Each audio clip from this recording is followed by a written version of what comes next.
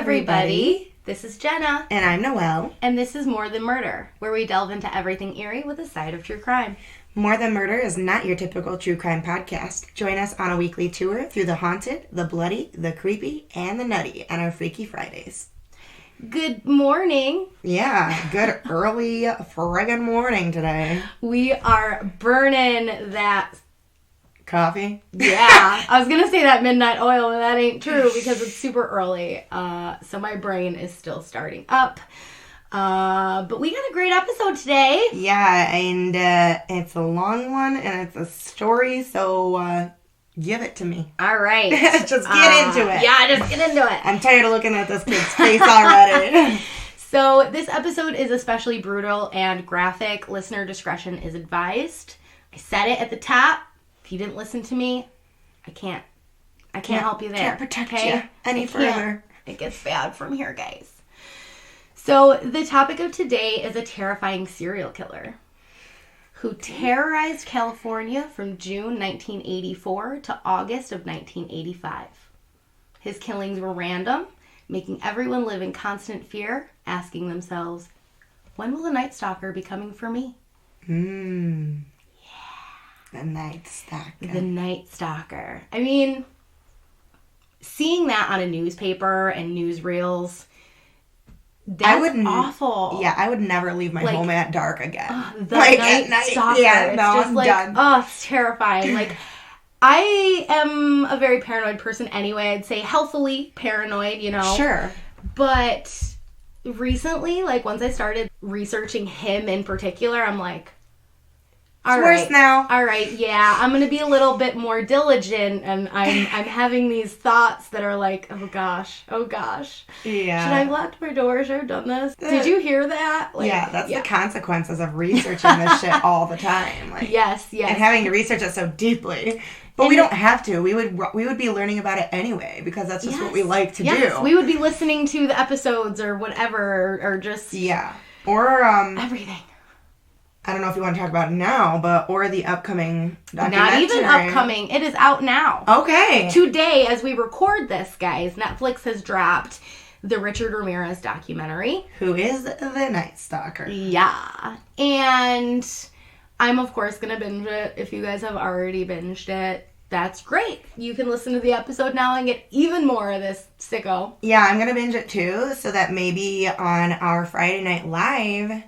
we can talk about not only the episode, but we can talk about the show as well. Yeah, that's a good idea. So, yeah, I just realized we have a Friday Night Live instead of a Saturday Night Live. Yep. MTM, Friday Night Live. Perfect. Coined it, guys. Tam. Oh, gosh, that's too much. So, yeah. All right, let's go. I don't even know. Let's get it done. This guy's awful. Yeah. So... obviously, the Night Stalker is Richard Ramirez. Ramirez was born February 29th, 1960. His early years, I believe, had a very real impact on Richard. Mm-hmm. His father, Julian Ramirez, was a police officer in Mexico before the family relocated to El Paso, Texas, and that is where Richard was born. Okay. It is said that he had quite the temper, his father, and often physically abused Richard and the other kids. He could just kind of fly off the handle and was not very fun to be around. Mm-hmm. Richard had suffered a head injury at a young age. I heard that he got hit by a swing, but I also heard it was like furniture of some sort, so little confliction there. Yeah. But he definitely had something hit his head in a hard manner. Very hard, yeah. Yes. This actually made him prone to seizures. How young of a child do you know? He was pretty young, like probably before his teen years, I do believe. Okay. For some reason, the age 5 is popping in my head. I'm sorry, I don't have it in my notes. Yeah. I bet it's out there. I could be wrong about the age, too. That might be too young, but definitely got hit in the head. Yeah. I'm speculating, of course, but maybe that had something to do with his later years and the crimes that he would commit. Mm-hmm. We hear about it kind of a lot, you Absolutely. know, in the early years of serial killers or psychopaths or any of that. Mm-hmm. So things do steadily get worse for Richard as he grew. His cousin Miguel started hanging around a lot, and he got really, really close to Miguel. Mm-hmm. Miguel was a decorated war vet in Vietnam and would proudly tell Richard stories of the mutilation and murder that occurred while he was serving. Oh, that's great for a young preteen to hear. Yeah, he was not a very good role model. It gets worse. Miguel talked of the many women who he sexually abused, and he even showed Richard Polaroids of him and severed heads. Oh my God. Yeah, he was getting shown awful, terrible, violent sexual things at a very young age. I guess so. That's awful. That's obviously conditioning for some pretty terrible behavior. Yeah, and he definitely ticks that box. Yeah. They spent lots of time together, usually smoking marijuana, which, according to Wikipedia, Richard had been smoking since age 10. Mm-hmm. So in his young years, I refer to him as Richard, and then later on, I'm just calling him Ramirez when we get into, like, the stuff. Yeah, and plus, we're in the 70s now, so smoking marijuana at age 10 really isn't unheard of. No, not really. Not really at all. And that's not going to cause his issues. I mean, yeah. Things just started younger back in the day. Mm-hmm. It was culture then. Yeah, pretty much. By age 13, Richard had been present when Miguel shot and killed his wife, Jessie. Oh my God. Uh-huh. So he went over to Miguel and Jessie's house, and then a domestic dispute, a big fight broke out, and Miguel, boom, shot her. Oh my gosh. Mm-hmm. And Yeah. Richard watched it happen. That's Watched wonderful. it happen. As a 13-year-old child. Yes, those formative years, guys, Mm-hmm. when the brain's really, Soaking shit in. and growing. Uh-huh. And, yeah, let's not do that. It's said after this incident that Richard hardened and grew sullen. He started drifting away from his family. There's a story about how, to get away from his family, his dad, all that kind of stuff, he would sleep in cemeteries. He pretty much has like PTSD from that event and from what his cousin has been showing him this whole time. Mm-hmm. And then nobody's he's getting helping him. Abused by his own father. Yeah. He literally had nothing nurturing At all. to go to. Like, what'd you say about his mom? Where's his mom? There was really nothing about his mom. I think she probably, if you think about abusive relationships, she was probably very withdrawn and sullen herself. And, I think he was one of 5 kids or something. Probably had no cup to pour from. Yeah, exactly. But, yeah. I hate these cases because you can definitely see what made him turn into what he did. And I feel... Is a serial bad killer for them as kids. Grown or born type of thing. Right. And it's like... In this instance, it seems a little grown. Yeah, who could tell what his life would have been like if he had, the nurturing dad, the nurturing mom. Yeah. Gal wasn't in the picture Yeah, showing him these terrible things. Like, who knows? I mean, he was, that's some hard, But awful trauma. shit to see, Trauma. and not have any help and then go home and be abused. Like, it makes you feel so bad for these people as kids. Mm-hmm. No, I said as kids because it's hard to feel bad for them as adults. Everybody can make their own choices, but that's just why, we talk about all the time, like, important. Mental health is so important. Like, don't... Movies and games, everybody are rated for a reason. They are... Yep. Children's brains soak things in. You may not think it affects them while they're awake, but they might go to sleep and dream about it. And then they wake up and things are different the next day. Yep. Don't let your kids experience things that's going to strip them of their innocence and put these gruesome images in their head before they need to see them at all. I mean, even as adults, we hardly need to see them. They're scarring as adults to see. So, just don't do that to your kids. Just let them be kids. Yeah. Don't let them hang out with people who they shouldn't be hanging out with that are, obviously troubled or maybe, getting them into weird shit. Just, the parents, protect your kids. You guys, protect your kids. Yeah. Even if, I always think back because when I was a kid and when I see other, children that were my age, like, we are defiant. Our parents don't know best. We don't want to listen to them. We want to do what we want to do. If they say no, we're going to do anything in our power to hopefully do what we want to do anyway, but keep doing what you're doing, parents, because your kids will grow up and know, oh shit, my mom was right. This world is scary as fuck. I don't need to be going to that concert by myself or, you know, doing the things that you aren't allowing your kids to do or we weren't allowed to do, you know? Like, I get it now.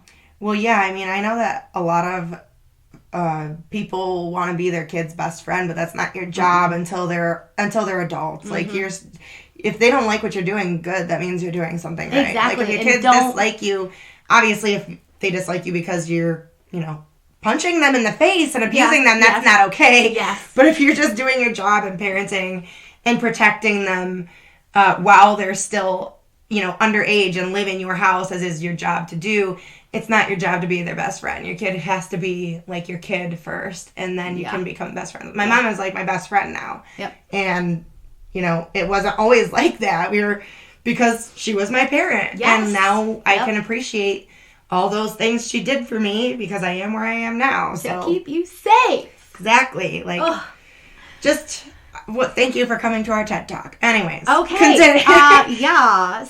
After this, you know, after the shooting, he's probably not doing very well psychologically. He decides to go stay with his sister and brother-in-law. Roberto, his brother-in-law, was not a great role model either for Richard.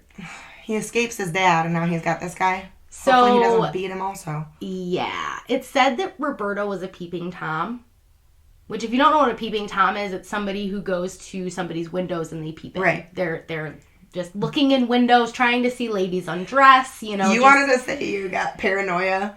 If my curtain has, like, an opening at nighttime that's, like, perfect for someone just to peek their head through, I'm like, could you close the curtain all the way, please? Like, I feel like someone's looking in. Yeah. Like, yeah, okay. So I have, like, thick wooden blinds, so I close those real tight. Like, you know how when you close blinds and you're, like, done? I turn it another, like, half away to just make sure they're real close. Gonna snap that rod off. I know. I haven't done it yet. So, yeah. Knock on wood. Oh, God. So the peeping Tom. So he's a peeping Tom, yeah. And it said that he would take Richard along with him at night, and they both would look in windows of neighbors, watching women undress. So all his people just, wow, they're just conditioning him. And he's just being taught such deviant behavior. At such a young age, right. Like with peeping fucking Roberto over here. And Yep. All right, so now he's become all right. Yeah. So by 1977, Richard dropped out of school. He was in the grade 9, about 16 years old at this time. And he really starts, you know, delving into the crime scene, petty crime, burglary, that kind of stuff. He was experimenting with LSD and arrested for marijuana possession, which, I mean, it's the 70s. I really don't care about marijuana possession, you guys. I'm not gonna And LSD, a lot of people were doing LSD at that time, too, I do believe. Like, yeah. You know, there's We'll get into drugs in a different episode, guys. Yeah. Also at this time, Richard was starting to become interested in sexual violence, and especially sexual assault, and he claimed himself a Satanist. Well, considering the pictures he was shown when he was little of those girls being sexually assaulted, he thinks that's what's supposed to happen, apparently. Yes. And his mother probably was abused in certain ways that he saw probably too. Who knows? Yeah, who knows? Who knows how that went, you know? And he's never been shown how ladies are actually supposed to be treated or taught that way either. And unfortunately... Or people in general. He's seen people in general treated like garbage his whole life. And children, mothers, fathers, it doesn't matter. Well, if we look at serial killers, a lot of them have that sexual deviant profile. And could we say that it could be, you know, maybe it stopped because a lot of that kind of stuff wasn't as known about as it is nowadays. You know, we're not seeing this type of serial killer all the time now. It's not... Well, what I've noticed is that there's like a lot of killings and kind of like serial killings that happen that we don't even hear about anymore. That is true. Like, true. It's not... I see it in weird, in like news articles from hometowns and stuff, but the national news is not covering it because there's so many other things going on that literally serial killers, quote, have been taking a back burner. Yeah. And the things that come up sometimes I'm like, what the fuck? fuck? Like, I've not heard of this. Well, the 24-hour news cycle has changed a lot of things. Yeah. Usually it was you got your, maybe morning news and then you had your nightly news. We have a 24-hour constant news cycle. And that is why everybody's terrified and frazzled and depressed as fuck. Yeah. Especially us empaths. Awful. So, obviously, the part of him being a Satanist, this is going to come back later. This is a big... The satanic panic is coming. Yeah. Or happening. Basically. Yeah, but that's in the 80s, right? That is in the 80s, yes. So it's coming. It is upon us in this time. I read a story, this is a great story, about how he was once fired from his job at the Holiday Inn. I think this is actually when he was still in school. But he was fired because he had broken into a guest room. Usually he was, like, using his pass card and, like, taking belongings and doing his, thievery because he loved to steal shit. It's a perfect place to work, really, if that's what you want to do. Yep. And, probably in the 70s, hotels weren't as secure. Yeah. So he had broken into the guest room and was assaulting a woman. Yes. The husband of the woman comes back into the room, pulls him off, and starts just beating the shit out of him senselessly. Good. You go, dude. So he's obviously fired for this, but he's never convicted. I guess the couple didn't want to, like, come back to testify against him, and then if you're not... that pisses me off so much. You know that it happened. It shouldn't matter if people are there. Do you know how traumatizing it is to testify? I know. When somebody just, like, raped you and assaulted you. Is that the motherfucking choo-choo train? We got a choo-choo. We haven't had the choo-choo in a while. Yep, it's just that one episode. Yeah. But yeah, like, even in cases with children, like, they're like, well, the kid didn't want to come back and testify. And I'm like, she was 6 years old. I'm not going to go do, like... That's terrifying. You shouldn't have to see your demon in person just for justice to be done. Like, I personally have social anxiety. It's something I never realized I had until I got older and started looking into myself. Just the thought of, like, jury duty gives me anxiety. That's not even sitting up and, like, testifying in court of something that actually happened to you. Yeah. And I'm anxious about it. So add that on top, I'd be a nervous fucking wreck. Absolutely. You got everybody looking at you. You're talking about this horrifying situation. You're swearing that you're not going to lie, and it's like, it's nerve-wracking as heck. I know. Yeah. Okay, again, the justice system. Woo! So it's not great. He is not a good dude at this point either. At age 22, there's a jump here. I don't know why, but from 17, 18 to 22, it's just nothing. There's just nothing really. Either it's not of note, or they're just not really... Maybe he was doing, like, petty burglaries that nobody reported or something. He was. He was always doing that. And it said that he had a very, very bad drug problem, like shooting cocaine, and, like, he was delving into harder things than, marijuana at this time. So he definitely... He might have been just on a binge at that point. And there's just... We're not talking about those years. Yeah. We're jumping at age 22. He relocates from Texas to California. In California, he's still living his life of crime. He was arrested for multiple burglaries, possession of cocaine and marijuana, and he does have a jail sentence for this. Okay. Yep. Of course. So finally, gets jail sentence for drugs, but not for sexually assaulting the woman. Surprise! God. Yeah. This Fuck the patriarchy. Fuck the patriarchy. Fucking pisses me off every fucking episode. I agree, and it's like they're literally letting just men get away with so much. That's why they think they can. That's why now if you just simply say no, girls are getting shot in the face. It's awful, man. So there you go. Yeah, and that sexual violence. This is the violence, conditioning that we've got with our justice system. That's awesome. So, though his early crimes in the late 70s and early 80s were mostly related to drug possession and theft, it's going to escalate into something a lot more sinister. Okay? So now we're getting into the Night Stalker's crimes. His spree, if we will. Yeah, I'd say a spree, a very short but expansive spree. So the Night Stalker crimes begin. So I'm going to hit on this first crime, but I want you guys to know that this is not going to be connected to him. This isn't going to be known until later. Okay. A lot later. It gets known, but it's a lot, like 2000s later. Okay? Jesus Christ. Until it's connected to him. You got to keep in mind, DNA, these serial killers got away with everything. I know. Everything. I know. I'm reading a BTK book, and he botched his first 2 killings. It's ridiculous. It's like, whoa, dude. Seriously? Yeah, I don't understand it. So, DNA not being a thing is like, it makes a playground for them, and it makes me sick. Ugh. All right. So, Ramirez's first known murder occurred April 10th, 1984, while he was living in San Francisco. It is said that he murdered 9-year-old Mei Lung. Yeah, 9. In the basement of a hotel he was living. He sexually assaulted her, then stabbed her to death. Afterward, he hung her body from a pipe and then just left her there. My God. How the fuck did he get her in the basement in the first place? That's terrible. Yeah, and Oh my God. Free will and stuff in their 80s, I guess. It's awful. So that's not even on this map because it wasn't even associated with him. So it was actually... Nope. It's not something that he was convicted of. Unfortunately, this case would not be tied to Ramirez until 2009 when they were able to match DNA found on the scene. Yeah.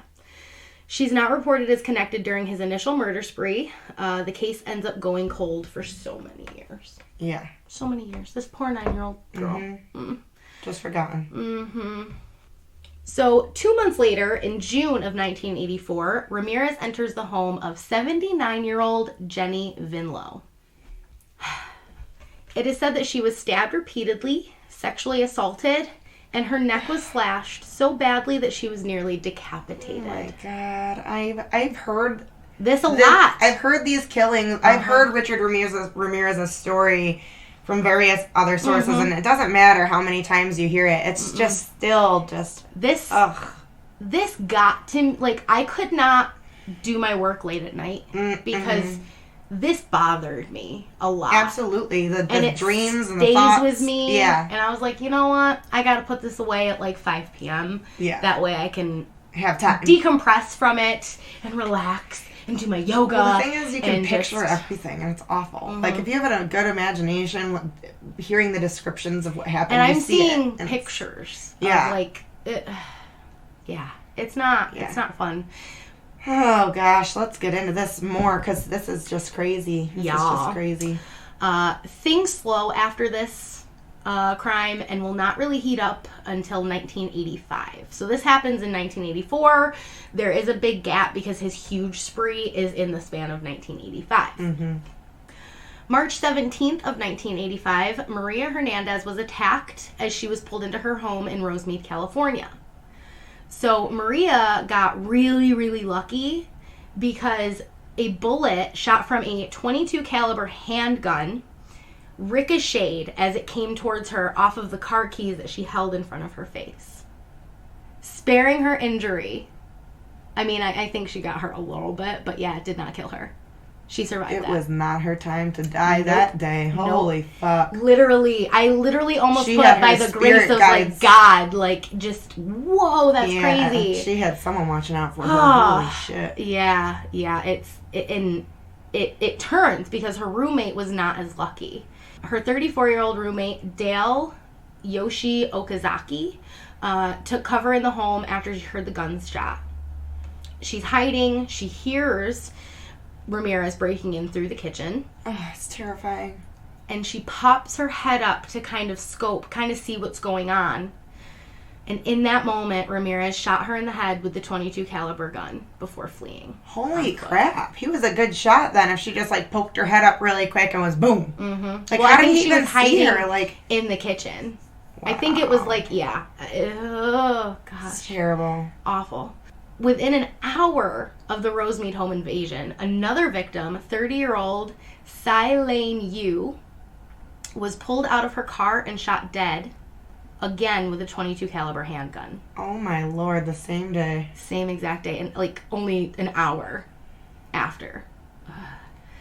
So after this, with 2 murders and a third attempted in one day, it was making headline news. He sounds like he was on drugs for sure. Like, not that somebody couldn't do it without drugs, but knowing that he was already, like, doing coke and experimenting with things, like, yeah. It sounds like with that type of aggressive, random, no point shit happening in the middle of the day, like, he had to have been on something. Yeah. Yep.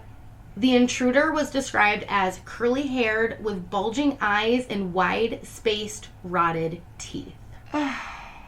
We're gonna get more into his mouth, guys. Ew, no. Yeah, we kind of get into the mouth a little bit. Y'all dental hygienists should love this. Ugh, yeah, not that much, but we'll talk about his mouth a little bit because it's a big thing. It's an identifying factor. You ain't gonna tell me. We'll get into my teeth too, guys. Not dirty or anything. I just have gappy teeth. Adorable gappy teeth. They ain't Richard Ramirez's fucking teeth. But they're my identifier. Yeah. No, I understand. Never commit a murder or a big crime. I couldn't rob a bank. Any teeth, even if they're straight, because they're going to say, you know, straight teeth or like mine, her eye teeth are crooked, with crooked eye teeth or whatever. But I don't think, like, my teeth, the second you see them, I feel like that's where you go. And it's a thing, you know. I don't have, they're straight, but they're smaller teeth and they're gappy teeth. And I feel like that would be the one, very prominent gappy teeth, and then the second y'all heard that around here, you'd be like, oh, I know her. Yeah, in a lineup, they'd be like, could you all smile, please? I just smiled, guys. And you just, like, keep your mouth shut and smile with your no teeth. Like, hello. I used to do that all the time when I was super insecure about my teeth. No, I think your teeth are adorable. Thank you. Yeah, so the media is kind of hot on his, you know, nickname already, and they call him the walk-in killer and the valley intruder. So in different magazines and this was after news reports, he had 2 murders and a third attempt. Yeah. Okay. It's so this was after March 17th, before his next thing. Correct. Okay. Yep. And I think if he would have probably slowed down a little bit more, it probably would have taken longer to, like, connect things and do things, you know, but 3 people. Yeah. 2 dead, 1 almost dead, that's boom. All in relative area, too. Yep. It's not like it's in vastly different places. Mm-hmm. So by this time, I can already imagine people all over California, especially, like, around that area, were probably terrified. And he's in the Los Angeles area now, kind of moving around. Like, he makes it around the block. By March 27th of 1985, Vincent Charles Zazzara, age 64, was shot and killed while sleeping in his Whittier, California home. His wife, Maxine, was 44, and she was awoken when she heard the gunshot. Ramirez then beat Maxine and bound both of her hands. And then after this, he basically ransacked the home. This is a big thing that he always does, just looking for valuables. It's what pays for his drugs. Exactly. While Ramirez was preoccupied ransacking the house, Maxine was struggling, and she actually got free from her binds. Wow. She went into action quickly and retrieved a shotgun from beneath the bed. You go, Maxine. Heck yeah, man. But when she went to fire, she heard a click. It was empty. The gun was not loaded. Which is how it should be. Yes. But you know, in for that safety. heat of the moment, man, my heart sank the way her fucking heart sank, man. I knew, I was like, she thinks she's gonna, you know, save the day and just... You know what? Turn that shotgun around, hold it by the barrel, and you start swinging. I know, for real. Swing it the fuck at his face, or even take the barrel and jab it into his throat. Just go up to him. For some reason, I don't know what it was, but he seemed like he was really quick. Like, we'll get into, you know, some people fighting back and things like that. Well, it depends on what kind of drug he was on, because some drugs do make you have more agility, like, make you faster and have more agility, like cocaine and speed and stuff, like... Of the gun, you know, maybe, he was just brutal. So, Maxine was then shot 3 times. Her body was mutilated post-mortem with multiple stab wounds, and her eyes were gouged out. Post-mortem? Yes. Yeah, so after she's already, you know, deceased, He then goes back and mutilates her. Like, that just shows the depravity and just how sick. Yeah, like, what? Why? Oh, why would you do that? I still can't answer that question. No, I can't. Especially when you, like, go back to do it. Like, you're done, and then you go back, and it's like, oh. Well, still, for this, you know, he took them, the eyes, with him as, like, a sick trophy. Oh, Lord. I guess he took a jewelry box. He put the eyes in the jewelry box. Do eyeballs dehydrate? I have no idea. I guess you'd have to put them in, like, a jar with fluid. Oh, let's not. Okay. I'm just curious. Not that I would ever, you know, take someone's eyeballs, but... I can't deal with eyeball scenes in movies. Yeah. If I ever went blind and had to get an eye transplant, I would keep my own eyeballs. Is that weird? I don't know. I guess no. I'd put my eyeballs in a jar. I feel like I had my appendix out, and I was like, oh man, I wish I was old enough to be like, yo. Oh, if I ever have a hysterectomy, I'm keeping my uterus. Like, yeah, I kind of want the things that are, like, taken out of me. I want to be a weirdo and have body parts, like, on my shelf. And, like, my own, you guys. Not, like other people's. Yeah, no. It's science, y'all. It is. Shush. And, like, I'm into oddities like that. Yeah, exactly. Like, the preserved, like, weird things there in a jar. There are a lot of people that preserve a lot of shit in jars, okay? Mm-hmm. Especially in the old days, man. That was, like, how they learned, you know? And, science. Science. So, shush. Don't judge me. All right.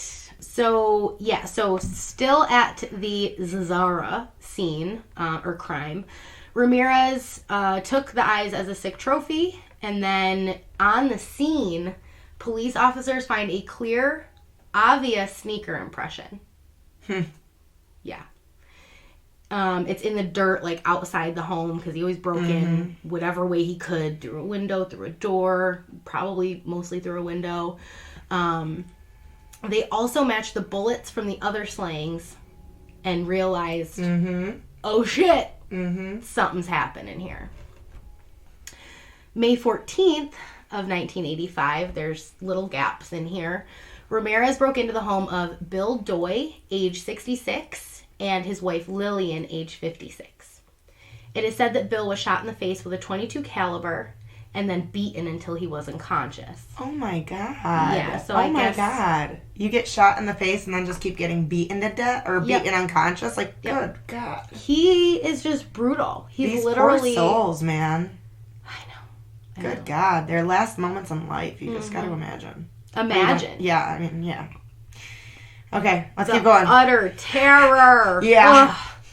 Lillian is bound and sexually assaulted, but she does survive the attack. Bill unfortunately dies from his injuries while he's in the hospital. So he does make it, to the hospital, but he does unfortunately die. Now, after this, we can start to see some parallels. They're all home invasions, belongings ransacked. It's always breaking in later at night. And... beatings and guns used. Yep. But it's also very random. Yeah, it's like usually like a burglary might be is usually. Yeah. It's like a home invasion gone wrong, but the victims' ages are all over. It's all over the place. No it preferences. No type. No.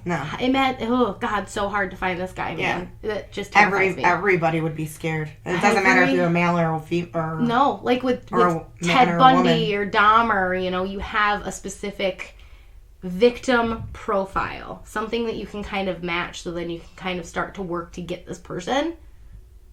Not with him. You don't know where he's going to strike. Oh, God. May 29th of 1985, he traveled to Monrovia, California. Ramirez enters the home of Maybelle Ma Bell, age 83, and her sister Florence Nettie Lang, age 81. Both women were in their bed sleeping. Now I'm going to go with Nettie's little nickname here, so I call her Nettie. And I'm using all of their first names. I'm using his last name because he's garbage, but victims, survivors, that's what I want to highlight. Not highlight, but you know what I mean. Yeah. Because I'm sorry. They deserve to be talked about. I'm so sorry. He doesn't, and I'm sorry that I am talking about him, but He's the main culprit here. He is, and he's garbage. So Nettie was bludgeoned with a hammer and bound. Ramirez then went to Mabel's room and bludgeoned her as well. He then bound her and shocked her with electrical cords. Oh my God, this poor old lady. Mm-hmm. Mm-hmm. Aww. And then Nettie was sexually assaulted after that. Aww. Mm-hmm. And on the scene, this is when police find the first pentagram. It was drawn in lipstick on Mabel's thigh. And then there were 2 others drawn on the walls in the bedrooms. So this is that first precursor to like the satanic element that really, you know, that added that level of scare for a lot of people. So the following day, May 30th of 1985, in Burbank, California, Ramirez breaks into 42-year-old Carol Kyle's home, in which she shares with her 11-year-old son. They are held at gunpoint and bound together while the home is ransacked for anything that's worth taking. Ramirez must have had some troubles because he unties Carol and demands he show her where the valuables are hidden. Huh. Yeah. So she might have had them all in a safe or something. Maybe, or, you know, she's starting to see the news, starts, like, hiding some stuff. Mm-hmm. She is then sexually assaulted, and according to Wikipedia, he told her repeatedly to look away or he would gouge her eyes out. So that's why he gouged the other eyes out, because she looked. Yeah, I thought that too. Ew. Oh my God. It's awful. I'd be like, okay, no problem. I don't want to see your fugly ass face anyway. Oh God, it's traumatizing. My eyes would be closed the whole time, I think. Yes, like, I don't want to absolutely. see what's happening to me. Is he going to kill me? Like, Although it is good to see their face for descriptions if you do survive. I feel like I would have already seen Right. it while I'm being bound in Yeah. my house. and, No like- need to look during that. Yeah, exactly, Yeah. exactly. Close your eyes like a bad dream. So shortly after this, he fled the scene. Carol and her son were left alive, but bound Wow. together with handcuffs. Wow. Wow. Wow, the train is going wild It today. is active. Well, it's Choo, early. choo. That must be when they run it. Yeah, that is the More Than Murder choo-choo train.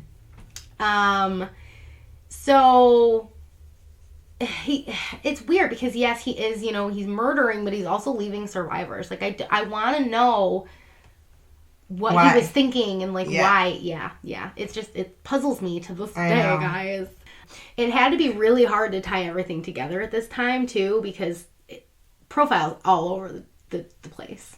You know, there's home invasions and some survivors, and then there's others that are just not so lucky. Yeah. You know, maybe that's why he did it. Maybe I just figured it out while I was talking it out, guys. Did I? Sometimes you just need to say things out loud. I know.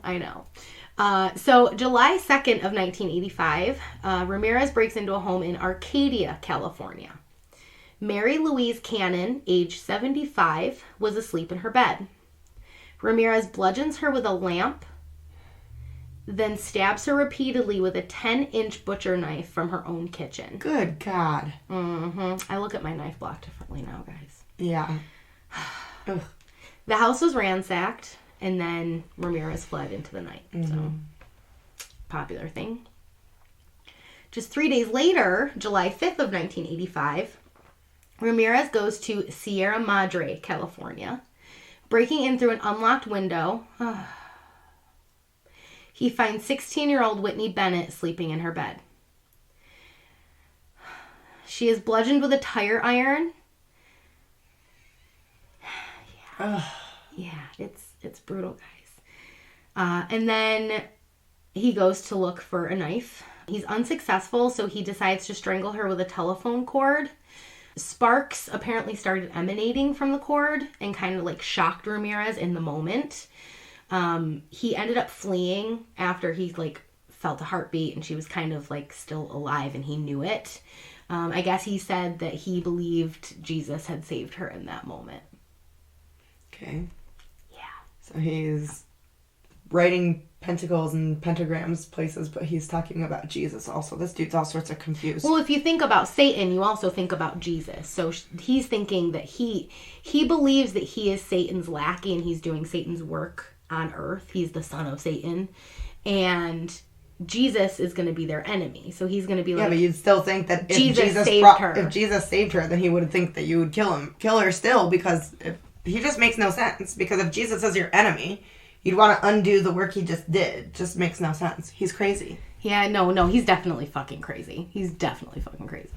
So this is a horrible ordeal, but Whitney does survive the attack. Oh, thank God. It said she needed 478 stitches. Oh my. From the blows, like, from the tire iron. With a blunt force. Yeah. Oh my to, like, God. her scalp, like, cosmetic surgery. Like, awful, man. Just, the pain. So, on July 7th, 1985, Ramirez enters the Monterey Park house of Joyce Lucille Nelson, age 61.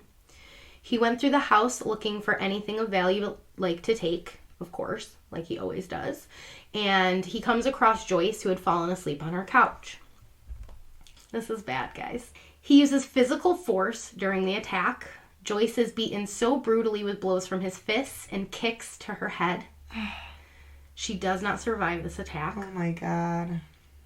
He used such force with his foot that it said a clear imprint on her face was found Oh my God. of an Avia sneaker. I believe I've seen a photo of it. I looked for a photo, but I couldn't find one. I also didn't search too deep because I was like, do I really want to see this? And that sneaker, of course, matched a different crime scene. Yeah, earlier on. Mm-hmm. Yeah. Oh my God. It's not good. Hours later, Ramirez, who is driving around looking for another home to attack, heads back to Monterey Park. He enters the home of Sophie Dickman, age 63. Ramirez handcuffs Sophie, then attempts sexual assault. Like in his past crimes, he ransacks the home, taking anything valuable. She is told to swear to Satan. He'll do this a lot too. That there's nothing else in the house that he can take of value. So, I got it all. Swear to Satan, I got it all. Just like stupid. Yeah. That. Dumb. Yeah.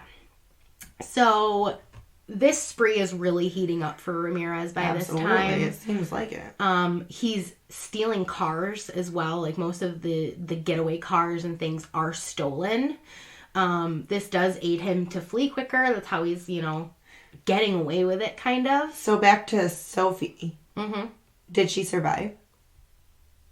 Yes. Because he made her swear to Satan that he got everything and he just left them. Yeah, he just left. Yep. So she is a survivor. Okay. The getaway car for him is also really like, he's going all over the place. He's not hitting just one town. He might circle back and hit a town, but he's kind of bebopping all over the Los Angeles area committing these crimes. So no one really knows where he's going to strike next. After this, it said Ramirez purchased a machete. Like, Jesus Christ. Why the fuck do you need a machete, Ramirez? Just stop. So it's kind of, I feel like this is an escalation. He had the gun. He was using the gun if he was usually, like, killing people. And then he started bludgeoning. And then it was like, I'm going to chop them to pieces. Machete. Yeah. Oh, God. So, on the night of July 20th, 1985, in Glendale, California, Ramirez breaks into the home of 66-year-old Leila Needing and her 68-year-old husband, Max. Ramirez slashes the sleeping couple with the machete, then fatally shoots them with a .22 caliber handgun. Good Lord. Yeah. Awful. Like, what's the point in the machete and the gun? Like, I don't know. Like, just to be brutal. He needed more. Yeah. He was escalating. He was getting, that compulsion was growing for him. I cannot wait to start this documentary. Well, I can't even start it when I get home because I've got a child awake now. I know. When I get back. Yep. You get to sit there and fucking watch it all day. I'm really excited. I was like, this is perfect. We have to put this episode out on Friday. The last minute recording, you guys. We had a different episode plan. We're switching it up. We're just switching it up. Okay, let's keep going because it's 8:41. Okay, here we go. So, both bodies are mutilated post-mortem with a machete, and the home had been ransacked. So the cops are coming in and seeing this this brutal scene in front of them, and then, the house is just probably in utter disarray. Yeah. Hard crime scene, pretty much. That same night, around 4:15 a.m., Richard drives to Sun Valley. He enters the home of the Covenant family. Immediately, once in the home, he shoots and kills Chainarong with a .25 caliber semi-automatic handgun. Yeah. Whoa. So he's getting better weapons, I guess. Like, I don't want to... Yeah, he's basically escalating his weapon choice, too. Mm-hmm. His wife, Somkid, was beaten and sexually assaulted repeatedly. And their 8-year-old son was bound. Probably watching it all happen. Yeah, I kind of thought that, too. I would hope maybe he was in a different room, but you're still hearing it. Yeah. Oh, gosh, no. Traumatizing. Absolutely. Somkid was dragged around the home by Ramirez to get anything valuable. So, making her basically... that trauma is... That's terrifying. Yeah. So at this point, there is a little gap of a few weeks between the crimes. Maybe he's laying low. I don't know what really happens, but August is when things really Pick gear up up. again. Yeah. August 6th of 1985, Northridge, California. 27-year-old Virginia Peterson is startled awake when Ramirez enters the home. She is shot in the face with a .25 semi-auto handgun. Her husband Chris is shot in the neck, but starts to fight back. He manages to dodge 2 more shots. Wow. Before Richard flees the scene. Wow. Yeah. So, imagine being sleeping, like just, you're asleep and you're in your best comfort and you're in your bed. Mm-hmm. And you hear a loud gunshot and it startles you. Like, just the chaos of these scenes is craziness. Ugh. So the couple does survive the terrible encounter of the Night Stalker. Wow. Yeah. The wife survived? Yep. Okay. Yep. It's crazy. How many people survive this terrible, terrible guy? My thoughts are with every one of you. Mm-hmm. 2 days later, August 8th, 1985, Ramirez enters a home in Diamond Bar, California. So his crimes are literally within a short span, but there's a lot of them. He's working so quickly. Yeah, it's all in just not even like a full year. Mm-hmm. Because the first 2 were at the end, or toward the end, halfway through at least, the first year. Yep. And he starts out slow, a couple a month, and then just bam, bam, bam, bam, bam, bam. Every other day he's striking. Yeah, sometimes on the same day. Yeah, sometimes on the same day, guys. Several times, yeah. The home in Diamond Bar belongs to 31-year-old Elias Abawath and his 27-year-old wife, Sakina. Ramirez immediately goes into the master bedroom where he shoots and kills Elias. Sakina is handcuffed and beaten while Ramirez demands to know where the household valuables are. After this, Ramirez comes back and sexually assaults Sakina. This time, he makes her swear to Satan that she will not scream.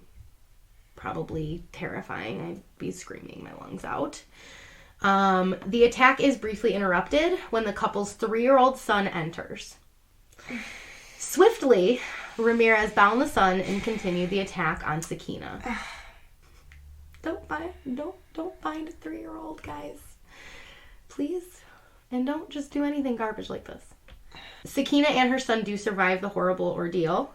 And at this time, it's all over the news. Every single news and paper is plastering the Night Stalker. And who is this person? Is he going to strike? It's awful. Folks around California were terrified, obviously. Mm-hmm. Sales of guns and window locks were steadily through the roof, man. Everyone wanted to protect their families. Men were scared. Women were scared. Children were scared. Every single person was scared. You don't know who or when or where he's going to strike. Mm-mm. Which is just, I think, the most haunting part about this dude. Except for his fucking teeth. Ugh, yuck, he's gross. Yeah, he's nasty, guys. Ramirez is, of course, following the news at this time. So he decides maybe shit's too hot, and he heads for the San Francisco Bay Area. August 18th, 1985, Ramirez enters the home of Peter and Barbara Pan. Peter was 66 and Barbara was 62. Peter was shot in the temple with a .25 semi-automatic handgun. Ramirez then turned his attentions to Barbara.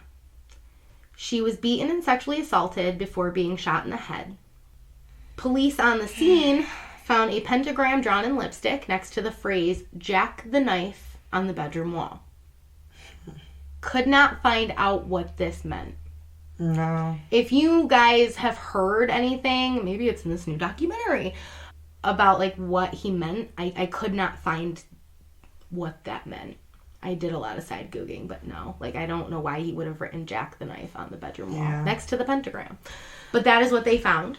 After this, police decide to run evidence found at the scene with past Night Stalker crimes. You know, it's in a different area, but they're like, a lot of things. We see the pentagram. Things are matching up. Did he move? Ballistic evidence was a match. And they found another Avia footprint from that sneaker. Yes. Jesus. Stupid ass. But this gets kind of annoying. After they confirmed this crime matched the others in Los Angeles, the San Francisco mayor, Dianne Feinstein, decided to hold a press conference. This kind of, made investigators mad because if we know anything about an ongoing investigation, officers will release certain pieces of information, but keep some things to themselves. Mm-hmm. Because they're probably, the crazy people confess, and they want to have that piece of information that they can cross with that person. So what was the sneaker? What was this, Well, not only that, but a lot of the times the murderers are watching these things and they don't want them to know that they know certain things so that it can nip them in the butt. Yep, that's exactly why. They want to keep that to themselves. But press release. So, the press conference is revealed that a footprint was found. They mention size shoe it was. Ramirez, who had been following coverage, then decided to throw his size 11 Avia sneakers over the Golden Gate Bridge.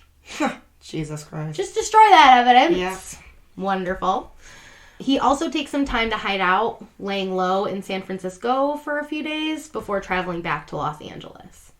Once back in Los Angeles, things really start to fall apart for Ramirez. And there's a huge break in the case. Good, about time. So this last time is between the 24th and the 25th. Night of, morning of 25th type of thing. Ramirez travels 76 miles south of LA to Mission Viejo, California. He comes upon the home of the Romero family. This family had actually just gotten home that day from a vacation. And as the family slept, the 13-year-old son, James Romero III, was wide awake. He just couldn't sleep. On a road trip, maybe you're sleeping a lot in the car. You just got home. You just can't sleep. So it said that he was in his garage, tinkering on his bike. I heard another story about, he went out to the car to get, his pillow or something. But he was definitely awake. He didn't think anything of it, but he was starting to hear, crunching footsteps. He was like, it's probably just an animal, but definitely was hearing it, kind of keeping an eye on it. These footsteps start drawing closer and closer, and he becomes concerned. Looking out, he spots what he believes to be an intruder and runs to see more. His father is awoken during, the little commotion and asks James what's going on. James then tells him about the intruder, but continues to head after Ramirez. As Ramirez makes his getaway, James catches some crucial information. He calls police immediately with the color, make, and model of the car Ramirez sped off in. Wow. He also had a partial plate. Wow. Yeah. 13-year-old kid for the win. Fucking hero, dude. Yeah, that's awesome, man. I loved this Good fucking for that story. Kid. Exactly. And I wish I could say with confidence I would have been that person, but I would probably have been scared, hiding in my closet, don't give me. I'm not gonna lie. Yeah. So, with his plans foiled, Ramirez decides he needs to break in somewhere that night. He enters the home of 30-year-old Bill Carnes and his fiancée Inez Erickson, age 29. This is like the early morning hours of August 25th. Ramirez quickly shoots Bill 3 times in the head, then quickly turns his attention to Inez. Ramirez told Inez that he was in fact the Night Stalker and made her swear love to Satan. Mm-hmm. Like it means anything. I know, right? Like saying it to you. Okay. Yeah. She would be beaten and bound with neckties from the closet. Ramirez searched the home for valuables, then came back to sexually assault Inez. And after the assault, it said that he demanded cash. He probably couldn't find much, but he's like, where's the cash? Where's the money? Inez directed him to where it was hidden, which ultimately may have saved her life. Mm-hmm. He held up the money and was like, I'm taking this. This saved your life. This is what you're worth. And peace the fuck out. After he fled the scene, Inez manages to untie herself and call for help. Bill made it to the hospital and surgeons were able to remove 2 of the 3 bullets, saving his life. Holy crap. Yeah. And can you imagine the story? He'd be like, yeah, I was shot 3 times in the head by Richard Ramirez and one of the bullets is still in there. Yeah. Like, can you imagine? I know. Wow. And that's an incredible surviving story. Mm-hmm. Like, you were shot in the head 3 times. And head's not that big. He definitely had, therapy afterward, and it was a long journey for him. He's probably just now starting to get back on track physically, but yes, he has his life, and that's crazy. The last of his crimes right here. After Inez called, she was able to give a detailed description of Ramirez to police. I think they already sort of knew what the dude looked like: sunken cheeks, dark curly hair, and the janky ass teeth. But things really came to a head on August 28th of 1985 when officers find the stolen car abandoned in Wilshire Center, Los Angeles. Ramirez attempted to swipe all evidence, but officers were able to lift 1 single fingerprint off the rearview mirror. Nice. Yes, that one fucking fingerprint, man. At this time, they do have a fingerprint database, and I think because he, had a criminal charge or whatever, he was probably in this database. Yeah. But they run it through, bam, match. 25-year-old Richard Ramirez. They find a mugshot of Ramirez from a past conviction, and they immediately released that to the media. They were like, this is who it is. This is who it is, man. Keep your eye out. Uh-huh. And the Night Stalker finally had a face. In a press conference, a police officer stated, quote, "We know who you are now, and soon everyone else will. There will be no place you can hide," end quote. Perfect. They're like, we're zeroing in on you, motherfucker. So now we're going to go to his capture. And of course, in Richard Ramirez style, it ain't just the cops show up, knock, knock, arrest. Okay? Shit's going to get crazy. So it's only a matter of time before they capture and arrest him. Richard, who's actually in La La Land, he has no idea that they found the fingerprint or that he's not released. Even watching this time. Well, right afterward, he hops on a bus to Tucson, Arizona, where he plans to visit his brother, I guess. I think it was probably like, I probably should get out of town, at least for a little bit, or maybe he was going to start being active in Tucson. Who knows? For some reason, he fails to meet up with his brother. And on August 31st, pretty much the next day, he gets on a bus back to Los Angeles. So he's like traveling on a bus, not able to really see the news. No smartphones at that time. So he has no idea what the fuck's going on. By this time, police were actually staking out the bus terminals because obviously they're like, this dude's going to flee once he sees the news. But, I don't understand this, Ramirez gets off the bus and somehow manages to make it past the officers without an issue. He just gets off the bus, walks past the officers, and bam, right into a convenience store. Yep, not a surprise to me. No, I know. Right after he's plastered everywhere, he makes it that far past the place. For fuck's sake. Oh, yeah. So, he gets off the bus and makes it into a convenience store. In this convenience store, that is when he finally sees his face plastered all over the front of these newspapers.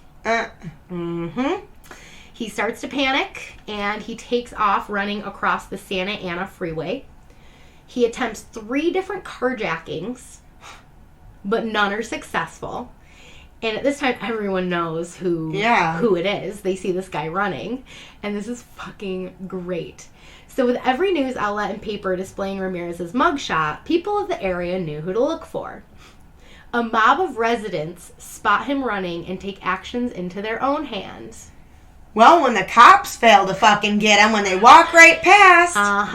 Well, come on. Jesus. Who knows if he was wearing like a hat or something. I don't give a fuck. Citizens took him down and the cops didn't again. I know.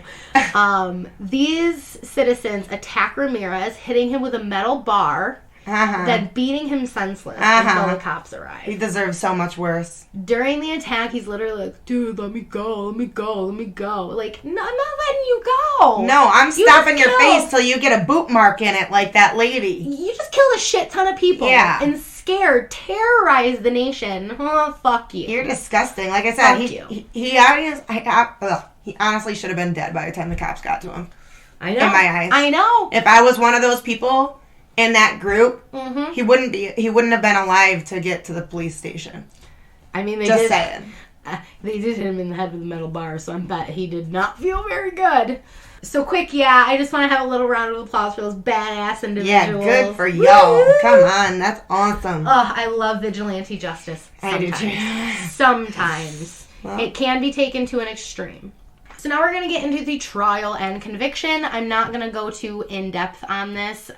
I'm just not going to. So, with Richard in custody, he has been positively identified in lineups.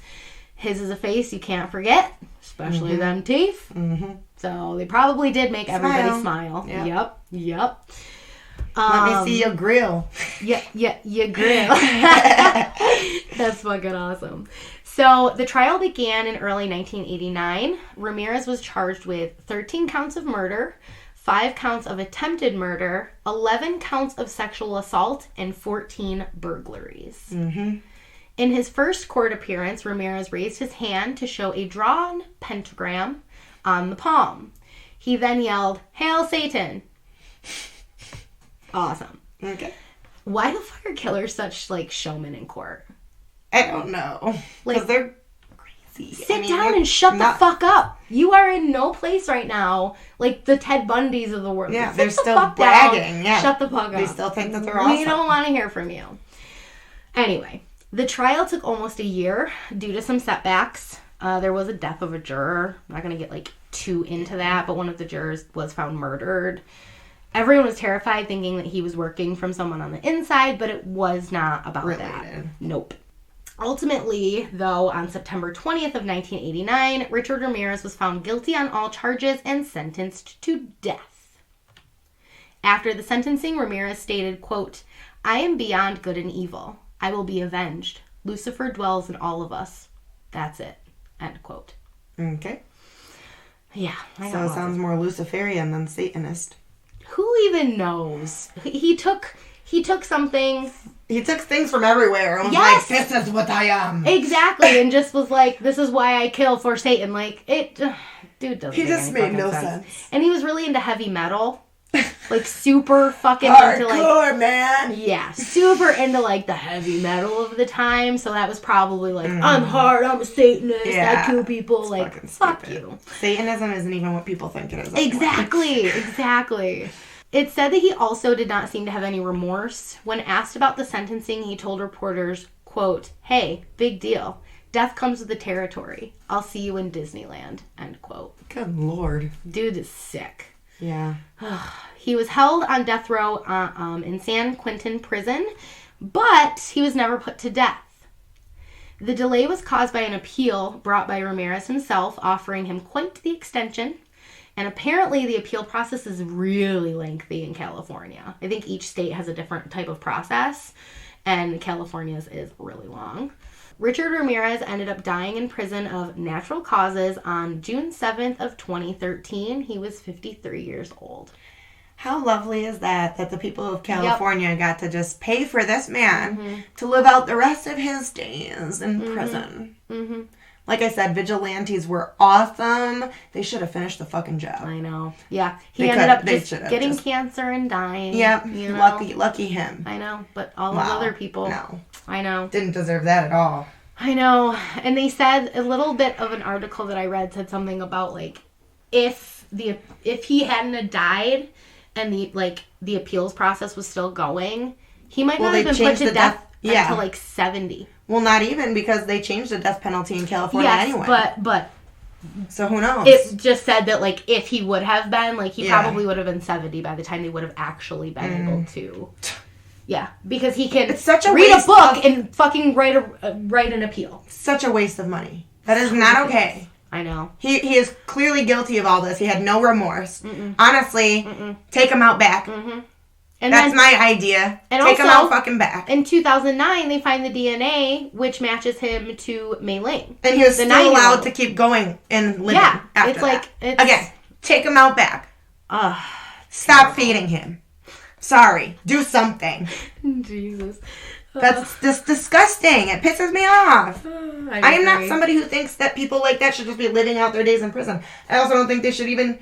I don't care if execution is not ethical. Look at the shit that he did. Well, apparently he was supposed to get, like, the gas chamber. Apparently California had a gas chamber, and he was going to get that.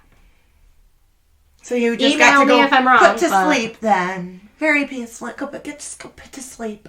Not even that. You just went to the hospital and died of cancer. B-cell lymphoma. So I do have one last part, and that's, of course... I'm tired of hearing about this motherfucker. His groupies. Oh my god. Serial killers always have groupies. They always have fucking groupies. What's wrong with them? I see he's happy in this picture. So many women wrote to Ramirez while he was on trial. But there was one love match in particular that was made early on. Doreen Loy started writing to Ramirez while he was incarcerated as early as 1985. So, like, after he committed the crimes, and it's such high profile, she started writing to him. By 1988, the two were engaged. She visited him regularly while he was on death row. Sorry, you don't get that right either. Some sources said up to 4 times a week. Doreen does end up divorcing Ramirez in 2009 once he is tried for the murder of 9-year-old Mei Ling. Oh, 9 years old was her straw, not all the other ones. I know. I don't. It was probably because of our age that we're in now.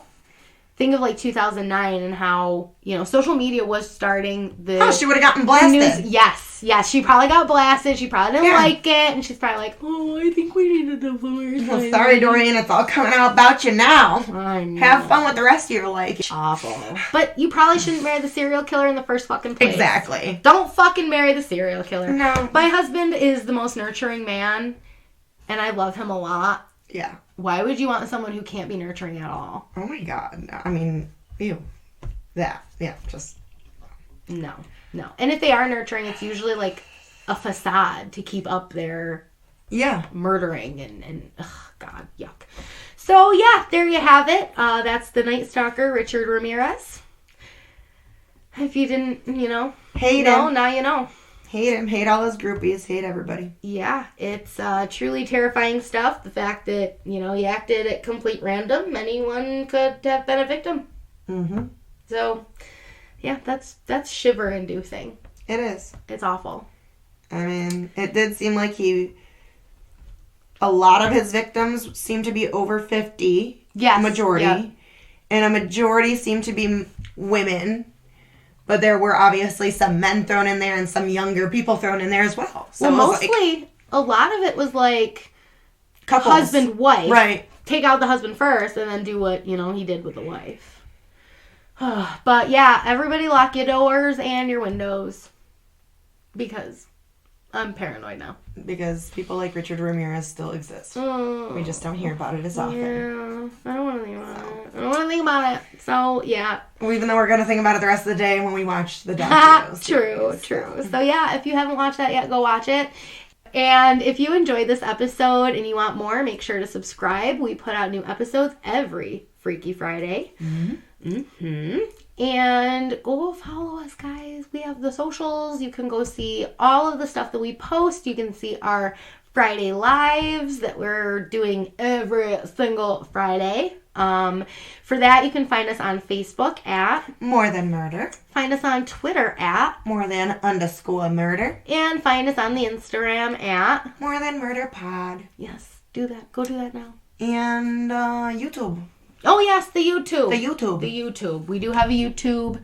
To find that, you just type in YouTube in the little bar, hit search, and then you scroll down a little bit. No, you don't search YouTube. You search More Than Murder. You search More Than Murder on YouTube in the bar, and then you scroll down, and we will be there. Yeah, that's how you do that. It's early, guys. It's like early. So you can also email us. We have the email at the Gmail, morethanmurderpod@gmail.com.